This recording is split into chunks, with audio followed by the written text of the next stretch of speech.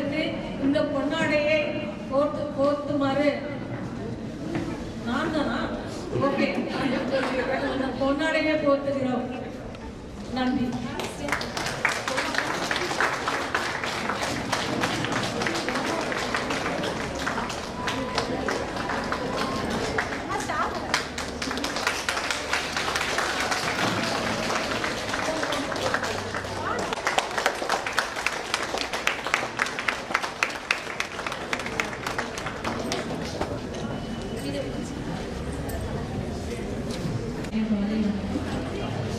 அனைத்து செவிலியர்களுக்கும் கல்லூரி நிர்வாகம் செவிலியர் சுருக்கமாக சொல்லணும்னா நீங்கள் தான் ஹாஸ்பிட்டலோட முன்னேற்றங்கள். இது நிறையா லொக்கேஷன்ஸில் சொல்லியிருக்கோம்.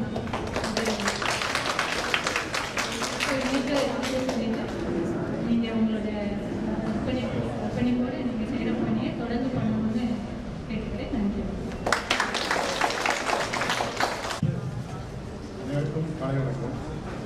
Happy international nurses day. உங்களுக்கு எல்லாருமே தெரியும், இன்னைக்கு why we are celebrating international nurses day அப்படின்னு தெரியும். இந்த லேடி வித் லேப் இல்லையா, அவங்க என்ன பண்ணாங்க ஆக்சுவலாக உங்களுக்கு எல்லாமே தெரியும்.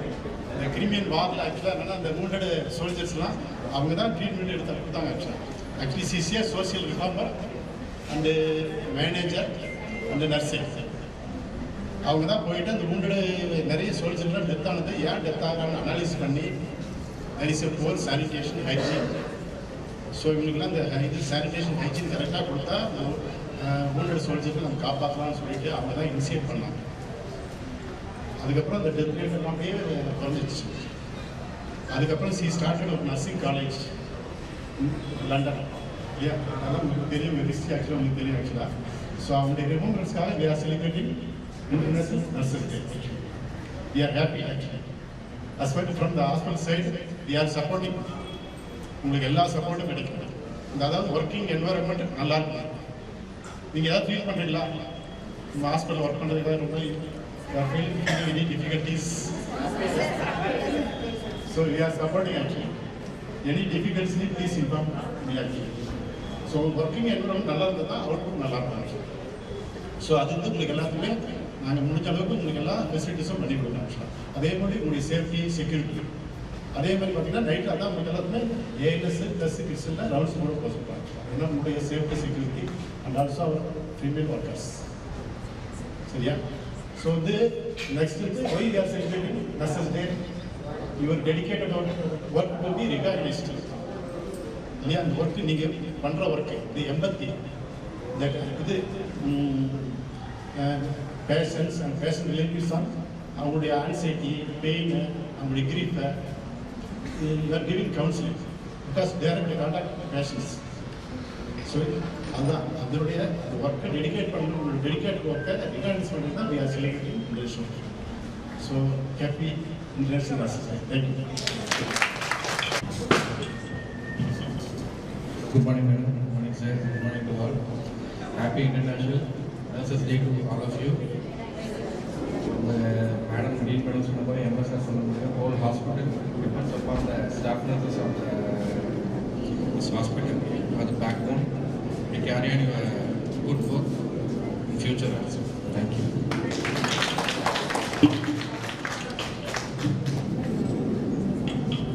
Thank you, sir.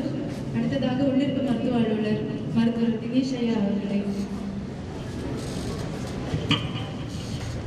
மார்னிங் அனைவருக்கும் இனிய சேவையில் வாழ்த்துக்கள். And I congratulate all the staffs. இந்த அளவுக்கு ஒரு கிராண்ட் மேனரில் இந்த ஃபங்க்ஷன் கண்டக்ட் பண்ணிருக்கு. அண்ட் இன்னைக்கு மதியம் மறுபடியும் கல்ச்சரல்ஸ் எல்லாம் வச்சுருக்கீங்க. ஸோ நல்லபடியாக செலிப்ரேட் பண்ணுங்க. வாழ்த்துக்கள் ஒன்ஸ் அகெயின். தேங்க்யூ.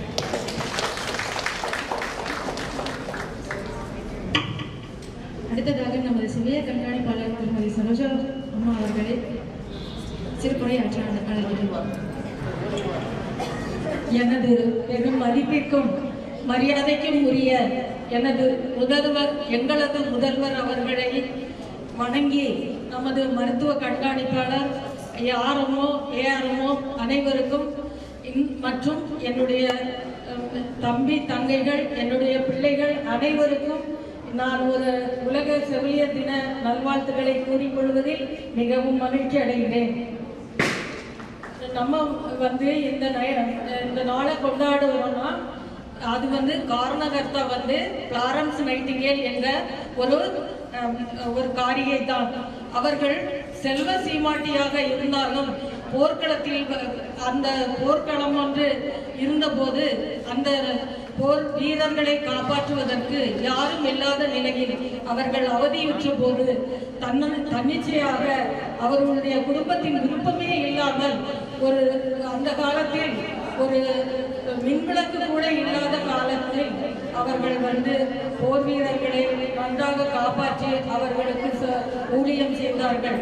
அவருடைய அன்பும் கருணையும் இன்றும் வரலாற்றில் அவர் ஒரு பெண்ணை இவ்வளவு தூரம் வரலாற்றில் இடம் பிடித்திருக்க வைத்திருக்கிறது என்றால் அவங்களுடைய அன்பும் கருணையுமே ஆகும் என்று நான் கூறிக்கொள்கிறேன். மற்றும் நமது செவிலியர் அவர்களும் அந்த ஃப்ளாரன்ஸ் நைட்டிங்கேல் போல அன்பாகவும் கனிவாகவும் நோயாளிகளிடத்தில் நல்ல பேசி அவங்களை நல்ல முறையில் காத்து அவர்களை வீட்டிற்கு செல்ல உங்களுடைய உதவி மிகவும் தேவைப்படுகிறது. அவங்களை லேடி வித் லேம்ப் என்று சொன்னது அது அந்த காரணம்தான். அவங்க முதல்ல தனியாக வந்தாங்க, அப்புறம் 34 பேரை சேர்த்துக்கிட்டு இந்த செவிலியர் என்ற ஒன்றை ஆரம்பித்து வைத்தார்கள். இன்றும் நமது செவிலியர் பணி நமக்கு கிடைத்ததென்றால் அது ஒரு பெரிய வாய்ப்பாக அம்மையார் ஃப்ளாரன்ஸ் நைட்டிங்கேல் அவர்களை நினைவு கூற வேண்டும். Our nurses are our future, our nurses are our strength and economy. ஒரு குழந்தை பிறக்கும் போது தாயின் கருவறையில் இருக்கும் போது இருட்டறையில் தான் இருக்கும். அது வெளியே பிறக்கும் போது வெள்ளை உடையில் கண்களை திறந்து பார்க்கும் போது யூனிஃபார்ம் போட்ட தேவதைகளாக உங்களை பார்த்து ஃபர்ஸ்ட் மூச்சு விடும்போது அப்போ உங்களை தான் அது முதலில் உங்கள் கைகளில் தவழுகிறது அந்த குழந்தை. அந்த வாழ்க்கை என்பது ஒரு வட்டம். அந்த வட்டத்தில் ஒரு புள்ளியில் இருந்து தான் ஆரம்பிக்கிறது. அந்த குழந்தை பிறந்ததும் உங்களுடைய கையில் தான். அந்த குழந்தை வயதான காலத்தில் நம்மளிடம் முற்றுப்புள்ளி வைப்பதும் அதே இடத்தில் தான். அப்போதும் நீங்க வெண்டிலேட்டரோ இல்லை எது ஒன்றும் போடும்போது இல்லை நல்ல முறையில் இருக்கும் ஒருத்தர் நெஞ்சு வலியால் அவதிப்பட்டு இருக்கும் போது கூட உங்களுடைய கண்களை தான் பார்த்துவிட்டு அவர்கள் கண்கள் மூடுகிறார்கள். அவருடைய பிள்ளைகளையோ யாரையுமே அவங்க பார்க்கறது இல்லை. இதுல இருந்து நம்ம தெரிகிறது என்னன்னா, தேவதைகளாக தெரிகிறத விட உங்களை பார்க்கும்போது தெய்வமாக தெரிவீர்கள் என்று நான் கூறிக்கொள்கிறேன். நம்மளுடைய விஷன் என்னன்னா, நம்ம கிட்ட இருக்கும் பொருட்களை வைத்துக்கொண்டு நம்மளிடம் இருக்கும் மருந்தை வைத்து நம்மளிடம் உள்ள கட்டமை வைத்து இன்னும் மின்சார எக்கனாமிக்ஸ் எலக்ட்ரானிக் திங்ஸ் எல்லாமே இருக்கும். அதெல்லாம் நல்லா கையாண்டு பேஷண்ட்டை சேஃபாக வீட்டில் அனுப்புறது தான் சேஃப் ஹாஸ்பிட்டல்ன்றதை நான் சொல்லிக்கிறேன். நம்மளும் எப்பவுமே சேஃபாகவும் நம்மவும் இருக்கணும், பேஷண்ட்டுக்கும் சேஃபாக இருக்கிற மாதிரி நம்ம நம்மளுடைய கவனத்தை ஃபுல்லாக அதில் செலுத்த வேண்டும் என்று உங்களிடம் மன்றாடி கேட்டுக்கொள்கிறேன். காக்கை கரைந்துள்ளோம் ஆக்கமும் அந்நீராக்கே உள்ள என நமது திருவள்ளுவர் சொல்லியிருக்கிறாரு. நம்மளை விட 5 அறிவுக்கும் குறைவான ஒரு காக்கை தனக்கு கிடைக்கக்கூடிய உணவை கூட கா என்று அழைத்து தன்னுடைய சொந்தங்களை எல்லாம் கூப்பிட்டு அது செல்ஃபிஸ் இல்லாம தன்னுடைய இறையை எல்லாருக்கும் கொடுத்து பகிர்ந்து உண்ணுகிறது. அதே மாதிரி அதனுடைய இறப்பு என்று ஒன்று இருந்தால் உடனே அது காக்கா என்று கத்தி அவருடைய சோகத்தையும் அது காட்டுகிறது. அதே போல நம்ம 6 அறிவு படைத்த மனிதர் நம்ம ஒரு டீமாக ஒர்க் பண்ணாதான் நம்ம ஹாஸ்பிட்டலே நல்ல முறையில் எடுத்து செல்ல முடியும் என்று இந்த தருணத்தில் உங்களிடம் கூறிக்கொள்கிறேன். இன்னொன்று, பிறக்கும் போதும் அழுகின்றாய், இறக்கும் போதும் அழுகின்றாய், ஒரு நாளேனும் கவலை இல்லாமல் மறக்கமடைந்தால் மானிடனே அப்படின்னு சொல்லி ஒரு பாட்டு இருக்கும். எல்லாருக்கும் கஷ்டம்தான், வீட்டில் கஷ்டம், இங்கே கஷ்டம், எல்லாத்தையும் அந்த கஷ்டத்தை எல்லாம் தள்ளி வைத்து விட்டு நமக்கு இந்த அரசாங்கம் நல்ல ஊதியத்தை கொடுத்துருக்குறாங்க. அதனால நல்ல வாழ்க்கையை கொடுத்துருக்குது. நம்ம பிள்ளைகளை நல்லா படிக்க வைக்கிறதுக்கான ஊதியத்தை கொடுத்துருக்குறாங்க. இன்னும் உங்க கூட படித்தவங்க நிறைய பேர் இருப்பாங்க. அவங்க 10ஆம் கிளாஸ்லேயே வந்து நிறுத்தியிருப்பாங்க, 12ல் நிறுத்தியிருப்பாங்க. அவங்க இப்போது பார்த்தா ஆண் என்றால் ஒரு மெக்கானிக் சாட்டிலையும் பெண் என்றால் ஒரு வீட்டிலும் வேலை செய்து கொண்டிருப்பார்கள். அவர்களை நான் தரம் தாழ்த்தி சொல்லவில்லை. ஏனென்றால் அந்த நர்சிங் படிப்பு உங்களுக்கு ஒரு மரியாதையை கொடுத்திருக்கிறது. இந்த ஹாஸ்பிட்டல் உள்ளே நுழைந்தால் செவிலியர்களை பார்த்தாலும் சரி, எங்களை பார்த்தாலும் சரி, வணக்கம் என்ற ஒன்று கிடைக்கிறது என்றால் நம்ம செய்கிற சேவையை பொறுத்து தான் அமைகிறது என்று கூறி, நம்ம அப்துல் கலாம் ஐயா அவர்கள் நமது தமிழ்நாட்டில் இருந்து சென்ற நமது கலாம் ஐயா ஜனாதிபதி அவர்கள் சொல்லுவார்கள், பிறப்பு சாதாரணமாக இருக்கலாம், ஆனால் இறப்பு சரித்திரமாக இருக்க வேண்டும் என்று சொல்லிக்கொண்டு அதிக நேரம் எடுத்துக்கொள்ளாமல் என்னுடைய உரையை நன்றாக கேட்டமைக்கு நன்றி கூறுகிறேன். எப்போதும் இந்த இன்முகத்துடனே நோயாளிகளை பார்த்து அவர்களை நன்றாக கவனித்துக் கொள்ளுமாறு இந்த நேரத்தில் நான் சொல்கிறேன். அடுத்த வருடத்தில் நான் இருக்க மாட்டேன். என்னை நினைவு கூர்ந்து கொள்ளுமாறு நான் தங்களை அன்புடன் கேட்டுக்கொள்கிறேன். இந்த வாய்ப்பினை அளித்த என் மரியாதைக்குரிய என்னுடைய டீனம்மா, அப்படிதான் நான் சொல்லுவேன், அவங்களுக்கு ரொம்ப நன்றி. பிளஸ் நம்ம மருத்துவ கண்காணிப்பாளர் RMO sir, Dinesh sir, Sadasivam sir, எல்லாருக்கும் நன்றி கூறுகிறேன். இன்னொன்று நமது அழைப்பை ஏற்று வந்த நமது சிஸ்டர் அவர்களையும் கடவுள் அவருக்கு எல்லாருக்கும் நல்ல ஆயுளை கொடுத்து நல்லபடியாக வேலை செய்ய வேண்டும் என்றும், இன்னொன்று இந்த கொரோனா காலத்தில் நீங்கள் எல்லாம் செய்த வேலைகளை வைத்துதான் மருத்துவர்களையும் செவிலியர்களையும் எல்லா விதமான மக்களும் நம்மளை பாராட்டினாங்க. அதே பாராட்டு எப்போதும் இருக்க வேண்டும் என்று கூறி எனக்கு வாய்ப்பளித்த நல்ல உள்ளங்களை நன்றி பாராட்டி விடைபெறுகிறேன். நன்றி, வணக்கம். செவிலியர்களை பாராட்டிய தங்களின் கனிவான வார்த்தைகளுக்கு நன்றி. சிட்டுக்குருவிகளாய் சிறகடித்து வண்ண மயல்களாய் நடனமாடி நம் கண்களுக்கும் காதுகளுக்கும் விருந்து படைக்க மண்ணில் புதைக்கும் உடல் உறுப்புகளை மனிதரில் விதைத்திடுங்கள் என்ற கருப்பொருளை கொண்டு மௌனமொழி நாடகத்தின் மூலம் அறிவுறுத்த வருகிறார்கள் ஜீவா செவிலியர் கல்லூரியின் மாணவ மாணவி.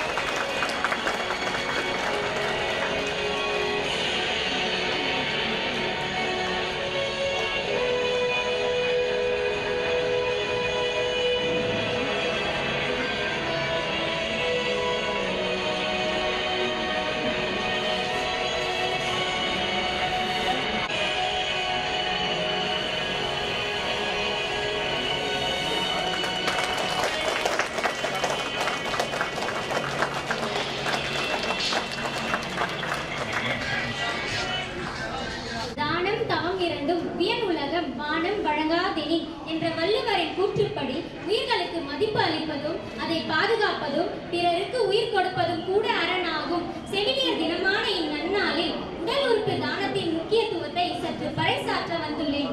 உடல் உறுப்பு தானம் என்பது நோயுற்று உடல் உறுப்பு பாதிக்கப்பட்ட ஒருவருக்கு மற்றொருவர் அந்த உடல் உறுப்பை தானமாக அளிப்பதாகும். இதை ஒருவருடைய உடல் உறுப்புகளை இறந்த பின்னரும் வாழும் வாழ்க்கையை பெறுவது உடல் உறுப்பு தானம் என்று சிறப்பித்து கூறுகின்றனர்.